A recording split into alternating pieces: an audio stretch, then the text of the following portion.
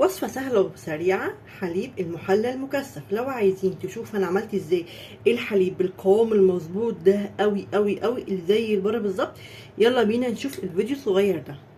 هنحتاج النهارده عشان نعمل الحليب المحلى المكثف كوباية من اللبن البودرة احطها في الخلاط، كوباية من السكر البودرة. طريقة سهلة يا جماعة. عندي هنا اقل من نص كوباية من المية المغلية. عندي هنا معلقة من الزبدة، بس دي اختيارية ماشي. وهضربهم حلو قوي في الخلاط. وده كده شكل الحليب بتاعي بعد ما ضربته في الخلاط حلو قوي.